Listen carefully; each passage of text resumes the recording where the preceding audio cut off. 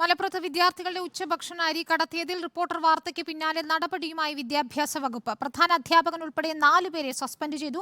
മലപ്പുറം DDEയുടെ നേതൃത്വത്തിൽ നടത്തിയ പരിശോധനയിൽ ക്രമക്കേട് കണ്ടെത്തിയ സാഹചര്യത്തിലാണ് നടപടി.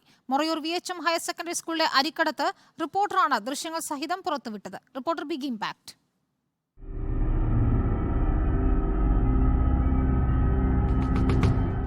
വിദ്യാർത്ഥികളുടെ അരി രാത്രിയുടെ മറവിൽ കടത്തിയവർക്കും അതിന് കൂട്ടുനിന്നവർക്കും മൗനം പാലിച്ചവർക്കുമെതിരെ ഒടുവിൽ നടപടി. പ്രധാന അധ്യാപകൻ ശ്രീകാന്ത്, ദൃശ്യങ്ങളിൽ ഉൾപ്പെട്ട ആരോപണ വിധേയനായ കായിക അധ്യാപകൻ രവീന്ദ്രൻ, ഉച്ചഭക്ഷണ ചുമതലയുള്ള അധ്യാപകരായ ഭവനീഷ്, ഇർഷാദ് അലി എന്നിവരെയാണ് മലപ്പുറം വിദ്യാഭ്യാസ ഡെപ്യൂട്ടി ഡയറക്ടർ സസ്പെൻഡ് ചെയ്തത്.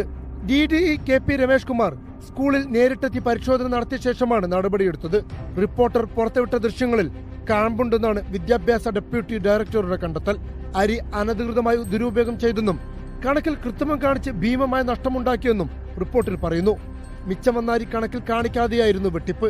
സംഭവത്തിൽ വ്യത്യസ്ത വകുപ്പുകളുടെ സമാന്തര അന്വേഷണവും പുരോഗമിക്കുന്നുണ്ട്.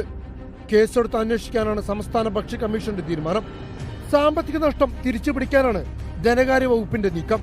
സെക്രട്ടേറിയറ്റ് ധനകാര്യ പരിശോധനാ വിഭാഗവും മലപ്പുറം ജില്ലാ ധനകാര്യ സ്ക്വാഡും സംയുക്ത പരിശോധന ഇപ്പോഴും തുടരുകയാണ്.